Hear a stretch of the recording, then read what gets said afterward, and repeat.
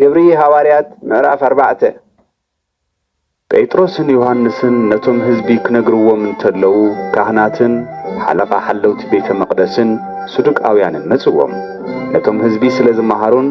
በኢየሱስ እውን ትንሣኤ ሙታን ከም ዝርከብ ስለዝሰበኹን የመናትን አደዱ ስለዚህ እውን ሓዝዎም መሲዩ ስለዝነበረ ከዓ ምድሪ ክሳዕ ዝወግሓሎም ኣብ ቤት ማእሰር ተሕደርዎም እንተኾነ ብዙሓት ካብቶም ነቲ ቃል ዝሰምዕዎ ኣመኑ በዝሒ እቶም ዝኣመኑ ሰባት ከዓ 5000 ኮነ ጽባሒቱ ድማ መኳንንቶምን ሽማግለታቶምን መምህራን ሕግን ምስሓና ሊቀ ካህናትን ቀያፋን ዮሐንስን እስክንድሮስን ኩሎም ወገን ሊቃነ ካህናትን ኣብ ኢየሩሳሌም ተኣከቡ ኣብ ማእኸል ደው ቢሎም ድማ በየናይ ኃይሊ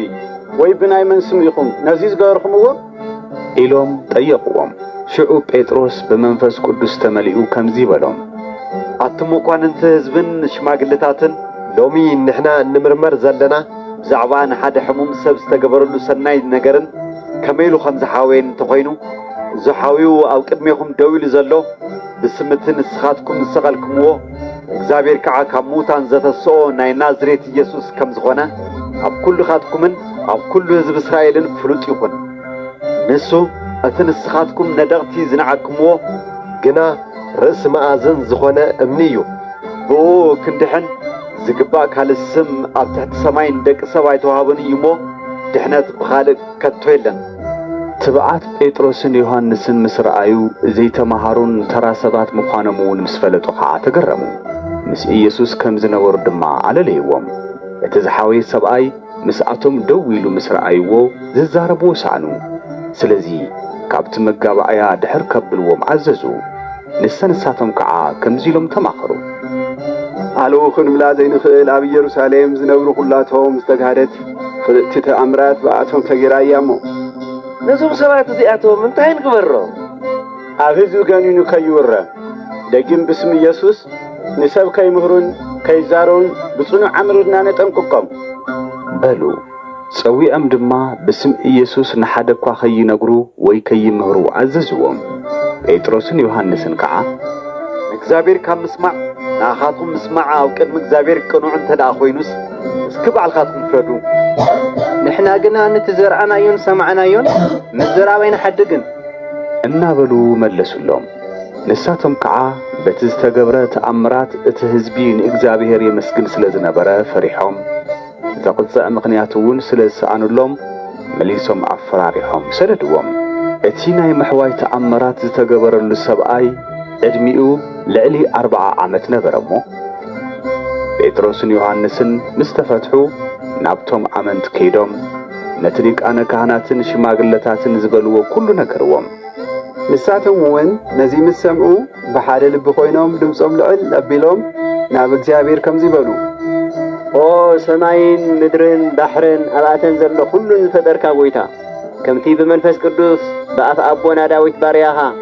ስለምንታይ ኣሕዛብ ተቆጥዑ ህዝብ ስለምንታይ ከንቱ ነገር ይኣልሙ ነገስታት ምድርኸ ንምንታይ ተልዓሉ እቶም መኳንንቲ ድማ ንእግዚአብሔርን ንመሲሑን ክጻረሩ ብሓደ ተኣከቡ ዝበልካዮ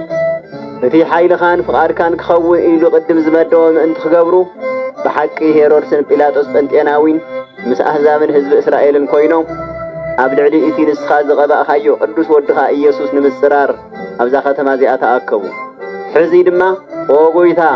ምፍርራሖም ረአ ንኣገልገልትኻ ከዓ ቃልካ ብምሉእ ትብዓት ክናገሩ ኣኽእሎም ብስም እቲ ቅዱስ ወድኻ ኢየሱስ ሕሙማት ክሓውዩ ምልክትን ተኣምራትን ክፍጸም ከዓ ኢድካ ዘርግሕ ኢሎም እናጸለዩ እንተለው እቲ ተኣኪቦምሉ ዝነበሩ ስፍራ ተናወፀ ኩላቶም ድማ ብመንፈስ ቅዱስ ተመልኡ ቃል እግዚአብሔር እውን ብትብዓት ተዛረቡ እቶም ዝኣመኑ ኩላቶም ሓደ ልብን ሓደ ሓሳብን ነበሩ ንብረቶም ብምሉኡ ናይ ሓባር ደኣ ነበረ እምበር ካብኣቶም ሓደ እኳ እዚ ናተ እዩ ዝብል ኣይነበሮምን ሐዋርያት ከዓ ብዛዕባ ትንሣኤ ጎይታና ኢየሱስ ብዓብዪ ሓይሊ ምስክሩ ነበሩ ኣብ ኩሎም ድማ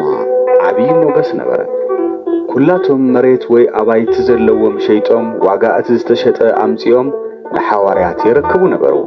ነሳቶም እውን ንነፍሲ ወከፍ ከከም ዘድልዮ ይመቕልዎ ስለ ዝነበሩ ሓደ እኳ ጽጉም ኣይነበሮምን ናይ ቆጵሮስ ተወላዲ ዝኾነ ሐዋርያት በርናባስ እናበሉ ዝጽውዑ ዮሴፍ ዝበሃል ሓደ ሌዋዊ ነበረ። በርናባስ ማለት ድማ ወዲ ምጽንናዕ ማለት እዩ። ንሱ